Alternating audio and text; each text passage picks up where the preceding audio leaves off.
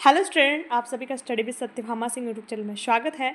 तो आज हम जो पढ़ने वाले हैं महिला सुपरवाइज़र के एग्ज़ाम के लिए सारे मिक्स्ड क्वेश्चन पढ़ने वाले हैं। और ये वो क्वेश्चंस हैं आपके जो अभी आपके मार्च मंथ में जो आपके एग्ज़ाम हो रहे हैं वो उनसे संबंधित प्रश्न हैं।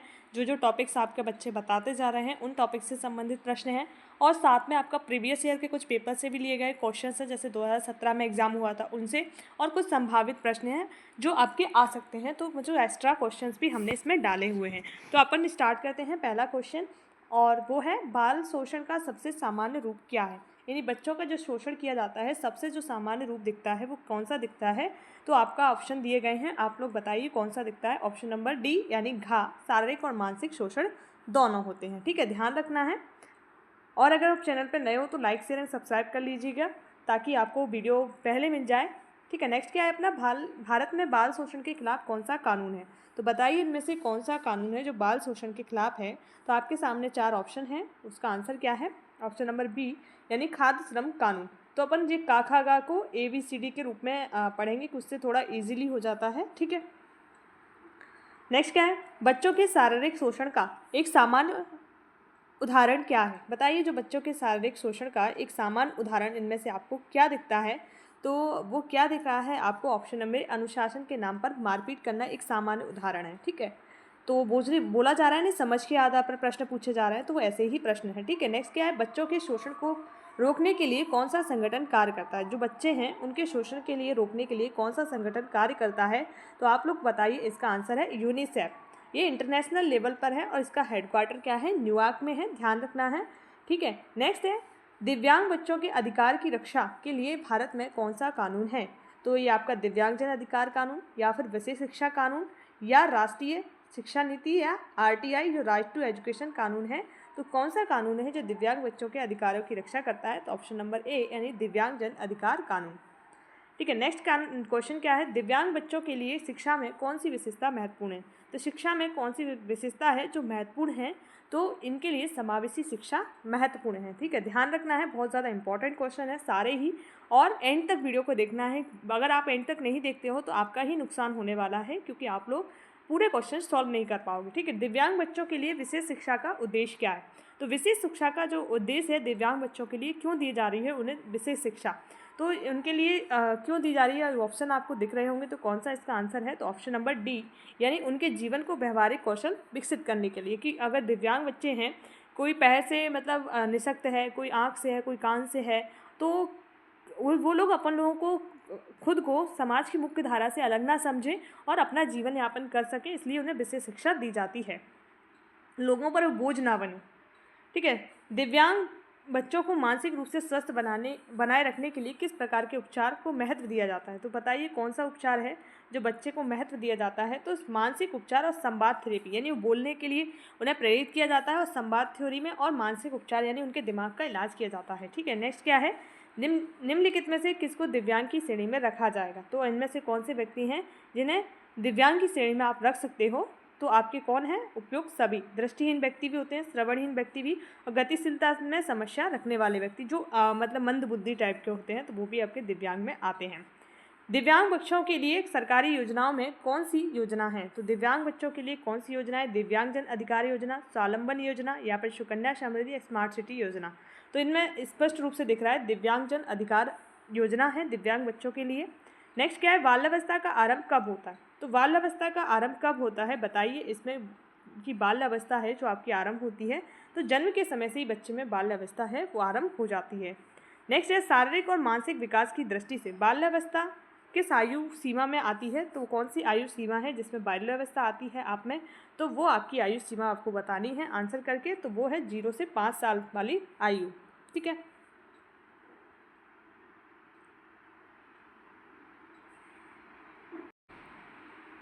बाल्यावस्था में भाषा विकास का मुख्य तत्व क्या है। तो भाषा विकास जिससे होती है वो सबसे ज़्यादा क्या है। तो ऑप्शन आपके पास 4 हैं, इसका आंसर हो जाएगा सामाजिक बातचीत। ठीक है, सोशल कॉन्टेक्ट के द्वारा ही भाषा विकास सीख सकता है बच्चा। नेक्स्ट है, बाल्यावस्था के दौरान बच्चों में सबसे अधिक वृद्धि किस अंग में होती है। तो किस में सबसे अधिक वृद्धि बच्चे के होती है, जो लगभग बाल्यावस्था में ही डेवलप हो जाता है। तो वो आपका मस्तिष्क होता है, वो बाल्यावस्था में ही क्या हो जाता है, विकसित हो जाता है। नेक्स्ट है, निम्नलिखित में से कौन सा बोध विकास यानी कॉग्निटिव डेवलपमेंट से संबंधित नहीं है। तो कौन सा नहीं है? स्मरण शक्ति का विकास, संवाद कौशल या फिर शारीरिक वृद्धि या ध्यान केंद्र। तो शारीरिक वृद्धि है, वो संबंधित नहीं है। ठीक है, नेक्स्ट क्या है? बाल्यावस्था में शारीरिक विकास का मुख्य उद्देश्य क्या है? बाल्यावस्था में जो शारीरिक विकास होता है उसका मुख्य उद्देश्य क्या है? तो आप लोग बताइए कौन सा है? ऑप्शन नंबर बी यानी ऑप्शन नंबर सी यानी शारीरिक विकास। बाल्यावस्था में बच्चों की प्रमुख शारीरिक गतिविधियों में से एक क्या है? तो शारीरिक गतिविधियों में से क्या एक है? तो बताइए। दौड़ना ही एक शारीरिक गतिविधि है जिसमें बच्चा क्या चल रहा है, ठीक है, वर्क कर रहा है। कुछ आपको MS word, MS Excel, computer से भी संबंधित हमें प्रश्न करने हैं, ठीक है, वो क्या है? नेक्स्ट है MS एक्सेल में डेटा को किस रूप में संग्रहित किया जाता है? तो MS एक्सेल होती है उसमें आप डेटा स्टोर करके रखते हो, तो वो किस रूप में रखते हो? तो आपको पता है सेल के रूप में रखते हैं, यानी आपका जो कोशिका नहीं है सेल है, ठीक है, सेल, इनको सेल बोला जाता है, इनके कटाव को जी, ठीक है। MS एक्सेल में कोई फॉर्मूला प्रारंभ करने के लिए किस प्रतीक का उपयोग किया जाता है? तो कोई फॉर्मूला हमें प्रारंभ करना है तो इसमें से कौन सा प्रतीक है जिसका प्रयोग किया जाता है? तो आप बताइए। बराबर चिन्ह है, समान चिन्ह, उसका प्रयोग किया जाता है। नेक्स्ट है MS एक्सेल में एक कार्यपत्रक जो वर्कबुक के भीतर कितने कार्यपत्रक एंड वर्कशीट हो सकते हैं? तो बताइए कितनी वर्कशीट हो सकती हैं? कोई भी संख्या, यानी कोई भी संख्या, इसमें जो ऑप्शन है इनके अकॉर्डिंग कोई भी संख्या हो सकती है। नेक्स्ट है MS एक्सेल में डेटा को सॉर्ट करने के लिए किस विकल्प का उपयोग किया जाता है? तो डेटा को हम सॉर्ट कर रहे हैं, कौन सा विकल्प का इस्तेमाल हम करेंगे? आपका MS एक्सेल की बात कर रहे हैं तो आपका डेटा टैब का इस्तेमाल करेंगे, ऑप्शन नंबर फर्स्ट। नेक्स्ट है MS एक्सेल में VLOOKUP जो फॉर्मूला का उपयोग किसके लिए करते हैं? तो बताइए इस फॉर्मूला का उपयोग किसके लिए करते हैं? तो आप लोगों को पढ़ा है कंप्यूटर तो आप लोग बता ले जाओगे। तो इसका ऑप्शन है ऑप्शन नंबर सी, किसी तालिका में डेटा ढूंढना के लिए हम VLOOKUP का प्रयोग करते हैं। नेक्स्ट है MS वर्ड में नया दस्तावेज बनाने के लिए कौन सा शॉर्टकट का उपयोग करते हैं? तो MS वर्ड की बात करें, Ctrl+N का उपयोग करते हैं, ठीक है। MS वर्ड में पेज नंबर को जोड़ने के लिए किस विकल्प का उपयोग किया जाता है? तो बताइए जो पेज नंबर है उसको जोड़ने के लिए किसका उपयोग किया जाता है? तो option number A, insert greater than page number का उपयोग किया जाता है, ठीक है। MS वर्ड में ट्रैक एंड चेंज विकल्प का उपयोग किसके लिए किया जाता है? जो ट्रैक होता है और चेंजेस विकल्प का उपयोग किसके लिए किया जाता है? तो बताइए MS वर्ड का बात कर रहे हैं तो ऑप्शन नंबर बी, यानी किसी के दस्तावेजों में बदलाव ट्रैक करने के लिए किया जाता है। MS वर्ड में एक दस्तावेज का आकार घटाने के लिए किसका उपयोग किया जाता है? तो हमें जो डॉक्यूमेंट है उसका आकार कम करना है तो किसका उपयोग हम करेंगे? तो ये करते हैं संपीड़न, कंप्रेशन का प्रयोग करते हैं। इससे उसका साइज MB साइज है तो हम उसे KB में लेके जा सकते हैं। नेक्स्ट क्या है? MS वर्ड में दस्तावेजों में राइट अलाइन टेक्स्ट के लिए कौन सा विकल्प का प्रयोग करते हैं? जो राइट अलाइन होता है उसके लिए कौन सा टेक्स्ट का प्रयोग करते हैं? तो इसका आंसर क्या होगा? Option A, home greater than right align का उपयोग करते हैं। नेक्स्ट क्या है? सोशल नेटवर्किंग साइट से संबंधित कुछ रहेंगे। फेसबुक, ट्विटर और इंस्टाग्राम जैसी साइटों को क्या कहा जाता है? तो ये कौन सी साइटें हैं? हम सभी लोग इनका इस्तेमाल करते हैं, ये सोशल नेटवर्किंग साइट है, ठीक है। नेक्स्ट है ट्विटर पर एक पोस्ट को क्या कहा जाता है? जो पोस्ट होती है उसे क्या कहा जाता है? आप लोग जानते हो, तो ट्वीट कहा जाता है। क्या? ट्वीट किया, पोस्ट किया तो ट्वीट हुआ। सोशल नेटवर्किंग साइट का मुख्य उद्देश्य क्या है? तो जो सोशल नेटवर्किंग साइट का मुख्य उद्देश्य क्या है? व्यक्तिगत और सामाजिक संबंध बनाना सबसे ज़्यादा उद्देश्य है, ठीक है, जहाँ पर लोग एक दूसरे से जुड़ते हैं। नेक्स्ट है एक नेटवर्क क्या है? क्या है नेटवर्क की डेफिनेशन क्या है? उपकरणों का समूह है जो एक दूसरे से जुड़े होते हैं, ठीक है। नेटवर्क क्या होता है? उपकरणों का समूह होता है, एक दूसरे से जुड़े होते हैं। वाइड एरिया नेटवर्क का उदाहरण क्या है? एक कंपनी के भीतर का नेटवर्क, एक स्कूल के भीतर का नेटवर्क, या घर या नेटवर्क, या फिर वैश्विक इंटर नेटवर्क। तो ये वैश्विक स्तर पर वाइड एरिया नेटवर्क होता है, वर्ल्ड लेवल पर फैला हुआ नेटवर्क है। अगर लोकल एरिया नेटवर्क पूछा जाता तो अपने जो थोड़ा सा ऑफिस वगैरह में हम इस्तेमाल कर सकते हैं, ठीक है।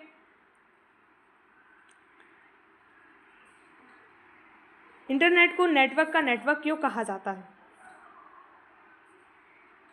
ऑप्शन के, क्योंकि यह लाखों कंप्यूटरों को आपस में जोड़ता है। वर्ल्ड वाइड वेब का क्या मतलब है? सॉरी, मैंने आंसर ही बता दिया। WW का क्या मतलब है? World wide web. इसको टिम बर्नर्स-ली ने डेवलप किया था 1989 में, ठीक है, ध्यान रखना है। नेक्स्ट का, इंटरनेट से जुड़ने के लिए क्या उपकरण आवश्यक होता है? तो इंटरनेट से जुड़ने के लिए हमारे पास क्या होना चाहिए? तो ऑप्शन आपका क्या हो जाएगा इसका आंसर? मोडेम और राउटर का इस्तेमाल हम करते हैं इंटरनेट से जुड़ने के लिए, क्योंकि एक माध्यम है जिससे हम इंटरनेट से जुड़ सकते हैं। गूगल, बिंग और याहू किस प्रकार के टूल्स हैं? तो बताइए, गूगल है, बिंग है और याहू, ये आपके सर्च इंजन है। ठीक है, ध्यान रखना है, सर्च इंजन है। गूगल का सर्च इंजन कब लॉन्च किया गया था? जो गूगल का सर्च इंजन है वो कब लॉन्च किया गया था? 1998 में आया था। ठीक है, ध्यान रखना है, 1998 में। सर्च इंजन के द्वारा पृष्ठों को रैंक करने के लिए किसका उपयोग किया जाता है? Option A, algorithm. Search engine optimisation का उद्देश्य क्या है? जो सर्च इंजन है ऑप्टिमाइजेशन का उद्देश्य क्या है? ऑप्शन नंबर बी, यानी वेबसाइटों के पेज को बेहतर रैंकिंग दिलाना। ठीक है, नेक्स्ट है, महिलाओं के शरीर में किस अवधि के दौरान हार्मोनल बदलाव सबसे अधिक होता है? तो ऐसी कौन सी अवधि होती है सबसे अधिक होता है? मेनोपॉज की स्थिति होती है, जब महिला में क्या होता है? हार्मोनल का बदलाव होता है। ध्यान रखना, इंपॉर्टेंट क्वेश्चन है मेनोपॉज। महिलाओं के शारीरिक विकास के किस चरण में अधिकतम वृद्धि होती है? कौन सा चरण है जिसमें अधिकतम वृद्धि होती है? आपके पास 4 ऑप्शन थे। तो सबसे अधिक वृद्धि होती है किशोरा अवस्था में, हमारी हाइट तेज़ी से बढ़ती है, बॉडी पूरी डेवलप हो जाती है, हार्मोनल चेंज हो जाते हैं, लड़का और लड़की में जो डिफरेंस है वो आने स्टार्ट हो जाते हैं। महिला के शरीर में गर्भावस्था के दौरान क्या प्रमुख शारीरिक परिवर्तन होते हैं? तो बताइए क्या होते हैं? स्तन का आकार बढ़ना प्रारंभ हो जाता है। बच्चों के शारीरिक विकास के किस चरण में सबसे अधिक वृद्धि होती है? तो बच्चे के जो शारीरिक विकास होता है सबसे ज़्यादा वृद्धि जो होती है, तो हमने देखा शैशव अवस्था में सबसे ज़्यादा वृद्धि होती है, बच्चे की बात कर रहे हैं। नेक्स्ट है, शारीरिक विकास की दृष्टि से बच्चे की ऊंचाई किस उम्र तक सबसे तेज़ी से बढ़ती है? तो कौन सी उम्र तक सबसे तेज़ी से बढ़ती है? तो जन्म से लेकर 2 साल तक बच्चा होता है। ऐसा बोला जाता है कि 6 मंथ में बच्चा अपनी जन्म का दोगुना और 1 साल में तिगुना हो जाता है। ठीक है, भार का। बच्चे में किस आयु तक मस्तिष्क का 80% विकास हो जाता है? तो मस्तिष्क का जो 80% विकास है वो 3 वर्ष की अवस्था तक हो जाता है। ध्यान रखना है, इंपॉर्टेंट क्वेश्चन है, ये पूछा भी गया है। बच्चों में किस शारीरिक अंग की वृद्धि सबसे अधिक होती है? तो ऐसा कौन सा अंग है जिसकी वृद्धि मस्तिष्क है, हाथ और पैर है, या फिर हृदय है, या पेट है? तो आपका मस्तिष्क की जो शारीरिक वृद्धि है वो सबसे तेज वृद्धि सबसे अधिक होती है। ठीक है, नेक्स्ट है, शारीरिक विकास के दृष्टिकोण से, जो शारीरिक विकास के दृष्टिकोण से बच्चे में सबसे पहले किस अंग का विकास होता है? तो सबसे पहले जो विकास होता है आपके बच्चे में, तो वो आपका मस्तिष्क होता है, उसके बाद हृदय बनता है। बच्चे के शारीरिक विकास में कंकाल प्रणाली का विकास किस आयु में होता है? जो आपका कंकाल होता है वो किस आयु में होता है? वो 10 से 12 वर्ष की आयु में कंकाल प्रणाली का विकास होता है। नेक्स्ट है, बच्चों में शारीरिक विकास के दौरान किस प्रकार की गतिविधियां महत्वपूर्ण होती हैं? तो वो आपकी कैसी शारीरिक गतिविधियां और खेल महत्वपूर्ण होती हैं बच्चे के शारीरिक विकास में? कुछ आपके विटामिन, प्रोटीन वगैरह से देख लेते हैं। प्रोटीन का मुख्य कार्य क्या है? प्रोटीन का कार्य क्या होता है? कोशिकाओं की मरम्मत करना और निर्माण करना। ठीक है, इंपॉर्टेंट क्वेश्चन है। प्रोटीन के मुख्य सोर्स क्या है? में खाद्य पदार्थ शामिल नहीं है, तो मुख्य सोर्स क्या है वो आपको यहाँ पर मिल जाएंगे। मांस, दूध दोनों सोर्स हैं, अंडा भी सोर्स है, पर फल क्या है? प्रोटीन का सोर्स नहीं है। ठीक है, नेक्स्ट है, शरीर में प्रोटीन की कमी से कौन सा रोग होता है? तो प्रोटीन की कमी से कौन सा रोग होता है? इनमें से आपको क्लियर कट समझ में आ रहा होगा, क्वार्सियोकर रोग है, ये प्रोटीन की कमी से होता है। रतौंधी vitamin A, scurvy vitamin C, ठीक है, और हड्डियों का कमजोर होना विटामिन डी, ध्यान रखना है। नेक्स्ट है, कार्बोहाइड्रेट का प्रमुख कार्य क्या है? कार्बोहाइड्रेट हमारे शरीर में क्या करता है? शरीर को ऊर्जा प्रदान करता है। पहला एक ऑप्शन सही है आंसर। नेक्स्ट है, कार्बोहाइड्रेट किस स्रोत में उच्च मात्रा में पाया जाता है? तो सबसे ज़्यादा कार्बोहाइड्रेट इसमें किस में मिलेगा? आपको क्लियर कट पता है, हम लोग चावल खाते हैं, सबसे ज़्यादा कार्बोहाइड्रेट चावल में ही पाया जाता है। नेक्स्ट है, कार्बोहाइड्रेट को किस रूप में शरीर द्वारा प्रयोग किया जाता है? मतलब जो कार्बोहाइड्रेट को किस रूप में हम शरीर में प्रयोग करते हैं, तो वो आपका ग्लूकोज होता है। ठीक है, वसा से संबंधित प्रश्न क्या है? वसा का मुख्य कार्य क्या होता है? वसा क्या करता है हमारे शरीर में, क्या करता है आप लोग बताइए? तो ये करता है शरीर को ऊर्जा देने का कार्य। सबसे ज़्यादा ऊर्जा हमें वसा से ही प्राप्त होती है। नेक्स्ट है, वसा किस खाद्य पदार्थ में अधिक मात्रा में पाया जाता है? तो वसा आपका सबसे ज़्यादा मक्खन में पाया जाएगा, क्योंकि फैट है ना ये। ठीक है, अधिक वसा खाने से कौन सा स्वास्थ्य समस्या हो सकती है? तो कौन सी स्वास्थ्य समस्या हो सकती है? आपको हृदय रोग हो सकता है। ठीक है, ध्यान रखना है, अधिक वसा सेवन नहीं करना चाहिए। कोलेस्ट्रॉल हमारे हृदय में जम जाता है, तो हमारे जो हृदय की जो नलिका होती है वो, उसमें जो फ्लो होता है वो कम, मतलब पतला हो जाता है, मतलब कम हो जाता है, जो आपकी फ्लो होने का जो चौड़ाई होती है वो कम हो जाती है। ठीक है, जैसे मैं आपको समझाऊं, जो हमारी नली है इसमें इतना मतलब जहाँ से अपना क्या है ब्लड जा रहा है इसमें, अब जो इसमें कोलेस्ट्रॉल जमा हो जाएगा तो अंदर की दीवारें क्या है कम हो जाएंगी। अब इतने में से आपका फ्लो होगा तो उसमें प्रेशर दाब पड़ता है। ठीक है, तो कभी कभी ब्लड नहीं पहुँच पाता है हार्ट तक और पर्याप्त मात्रा में, तो आपको हार्ट अटैक आ सकता है। नेक्स्ट है विटामिन ए की कमी से कौन सा रोग होता है। तो अभी ऊपर देखा हमने कौन सा होता है, रतौंधी रोग विटामिन ए की कमी से होता है। विटामिन सी का मुख्य सोर्स क्या है। विटामिन सी का आपका सोर्स है, क्योंकि खट्टे जो फल होते हैं विटामिन सी का सोर्स होता है, तो आपका खट्टे फल कौन सा है, संतरा विटामिन सी का सोर्स है। ठीक है, विटामिन डी का मुख्य कार्य क्या है। विटामिन डी का जो मुख्य कार्य है आपका हड्डियों को मजबूती प्रदान करना है, तो इसका वही है ऑप्शन बी, और इसकी कमी से रिकेट्स और ऑस्टियोपोरोसिस रोग हो जाता है। नेक्स्ट है कैल्शियम का मुख्य कार्य क्या है। कैल्शियम क्या करता है आपके शरीर में, तो आपको पता है हड्डियों और दांतों की मजबूती का काम क्या करेगा, कैल्शियम करेगा। इसकी कमी से आपकी हड्डियां टेढ़ी मेढ़ी हो सकती हैं, रिकेट्स नाम का रोग आपको हो सकता है। ठीक है, आयरन की कमी से कौन सा रोग हो जाता है। तो आयरन की कमी से आप में कौन सा रोग होगा, इसमें आपको क्लियर कट दिख रहा है, एनीमिया नाम का रोग है वो आयरन की कमी से हो जाता है। कुछ क्वेश्चन ऐसे आएंगे सिर्फ आपको पढ़ना है और उनका आंसर करना है। ठीक है, पर थोड़ा टाइम लेके आंसर कीजिएगा, कहीं आप पढ़ कुछ और रहे हो आंसर कुछ और कर रहे हो, तो ये ध्यान रखना है दोनों चीज़ें अपन को। नेक्स्ट है किस खनिज का शरीर में जल स्तर बनाए रखने में महत्वपूर्ण कार्य होता है। मतलब शरीर में जल स्तर बनाने का महत्वपूर्ण कार्य कौन करता है, सोडियम करता है। और बचपन में एक चीज़ पढ़ा था हमने, सोडियम को मिट्टी के तेल में रखते हैं। ठीक है, ध्यान रख लेना कहीं आ जाए तो। अब प्रभावी संप्रेषण देख लेते हैं, थोड़ा रुको, चलो। प्रभावी संप्रेषण का मुख्य उद्देश्य क्या है। क्या संप्रेषण का मुख्य उद्देश्य क्या होता है, सूचनाओं का आदान प्रदान करना, यानी सूचना आदान प्रदान हो रही है, मैं तुमको पढ़ा रही हूँ, आप लोग सुन रहे हो, तो यहाँ पर क्या हो रहा है, आपकी नॉलेज का क्या हो रहा है, आदान प्रदान हो रहा है, सूचना है जो आपकी उसको आदान प्रदान कर रहे हैं। नेक्स्ट क्या है, संप्रेषण प्रक्रिया में कौन सा तत्व सबसे महत्वपूर्ण है। क्या सबसे महत्वपूर्ण आपको दिखता है, तो संदेश यानी आपका क्या मैसेज है वो आपका महत्वपूर्ण है। नेक्स्ट क्या है, प्रभावी संप्रेषण के लिए क्या ज़रूरी है, मतलब प्रभावी संप्रेषण के लिए क्या होना ज़रूरी है। तो आप लोग बताइए क्या जरूरी होना चाहिए। स्पष्टता और संक्षिप्तता ज़रूरी है। सुनना को किस प्रकार के संप्रेषण में रखा जाता है, हम जो सुनते हैं उसे किस प्रकार के संप्रेषण में रखा जाता है। 4 ऑप्शन है, तो बताइए। ये है संप्रेषण का एक भाग है सुनना। ठीक है, लिसनिंग जिसको बोला जाता है। जब कि व्यक्ति अपने भावों और विचारों को बिना शब्दों के व्यक्त करता है तो उसे क्या कहा जाता है, मतलब बिना शब्दों के हम व्यक्त कर रहे हैं तो उसे क्या कहा जाता है। इसको कहा जाता है गैर मौखिक संप्रेषण। हम शरीर के जो प्रतिक्रिया होती है उससे भी इशारों में भी बात संप्रेषण कर सकते हैं। ठीक है, संप्रेषण की प्रतिबाधाएं किसके रूप में हो सकती हैं, तो जो किसके रूप में हो सकती हैं, आंसर क्या हो जाएगा इसका, उपयुक्त सभी, यानी भाषा और सांस्कृतिक अंतर, ध्यान की कमी, शारीरिक और मानसिक स्थिरता, उपयुक्त सभी इसका आंसर है। नेक्स्ट क्या है, यदि किसी संदेश को स्पष्ट और प्रभावी ढंग से भेजा जाता है तो इसे किस रूप में माना जाता है, तो किस रूप में माना जाता है, प्रभावी संप्रेषण के रूप में माना जाता है। ठीक है, प्रतिक्रिया का फीडबैक का संप्रेषण प्रक्रिया में क्या महत्व है, ये क्या महत्व आपका रखता है, तो फीडबैक ही सबसे ज़्यादा इंपॉर्टेंट होता है संप्रेषण प्रक्रिया में। ये संदेश को समझने की प्रक्रिया का हिस्सा होता है, यानी हमने जो समझा, क्या हमने उसका उत्तर दिया, ये आपका फीडबैक्स हो गया। ऐसी आप लोग देते हो ना मैम कि कैसी लगी वीडियो, तो वो इस तरह का फीडबैक है, आपको नॉलेज समझ में आ रही है नहीं आ रही। प्रभावी संप्रेषण के दौरान किस प्रकार की भाषा का उपयोग करना चाहिए, तो प्रभावी संप्रेषण में जो किस प्रकार की भाषा का उपयोग करना चाहिए, तो सरल और स्पष्ट भाषा का प्रयोग करना चाहिए। ठीक है, भाषा ऐसी नहीं होनी चाहिए, क्लिष्ट नहीं होनी चाहिए कि समझने वाला समझे ही नहीं पाए। ठीक है, वाचन या सुनने के दौरान ध्यान केंद्रित करने के लिए किसका पालन करना चाहिए, तो ध्यान केंद्रित करने के लिए केवल आंतरिक विचारों पर ध्यान देना चाहिए, सक्रिय सुनना चाहिए, अंतरित सुनना चाहिए, केवल संदेश पढ़ना चाहिए। तो यहाँ पर सक्रिय रूप से सुनना जरूरी है।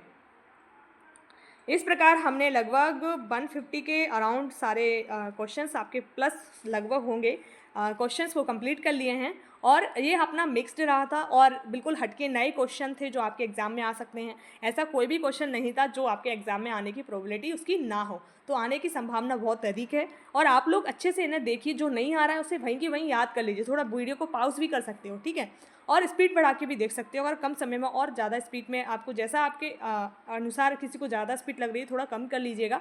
और इस प्रकार से हमने अपने एग्ज़ाम के लिए बहुत अच्छे अच्छे क्वेश्चंस कर लिए हैं जो हमारे एग्ज़ाम में आने ही वाले हैं। और अपन आप क्या करने वाले हैं कि अपन एग्ज़ाम देंगे ना, तो क्या करेंगे, देखो आप लोगों को शांत मन से एग्ज़ाम देना है। ठीक है, और किसी भी प्रकार का लोड नहीं लेना है। अगर आप टेंशन में, डिप्रेशन में एग्ज़ाम दोगे तो क्या होगा, आपको आते हुए क्वेश्चन भी आप गलत करके आओगे। अगर आप बिल्कुल शांत मन से जाओगे तो कुछ 10-5 क्वेश्चन आप क्या करोगे, बढ़ के ही करके आओगे। जैसे बोल नहीं रहे बच्चे जो शांत मन से जा रहे हैं कि हमारे टेस्ट में 150 आते तो 160 उन्होंने स्कोर किया, तो वो यही है कि आप लोग जैसे मन से जाओगे वैसा ही आप पेपर करके आने वाले हो, ठीक है। तो अपन लोगों को क्या करना है, अच्छे से एग्ज़ाम देना है, मस्त देना है। जिनका एग्ज़ाम आगे कल परसों जब भी है, या मार्च अप्रैल लास्ट में, अप्रैल के स्टार्टिंग में जिनका एग्ज़ाम है, अच्छे से दीजिए और अच्छे से अपनी पढ़ाई कीजिए। और रिवीजन बहुत ज़रूरी है। रिवीजन सक्सेस की जो की होती है वो रिवीजन ही है। विदाउट रिवीजन आप कोई भी एग्ज़ाम क्लियर नहीं कर पाओगे। तो रिवीजन करते रहिए, अब रिवीजन का ही समय है, ठीक है।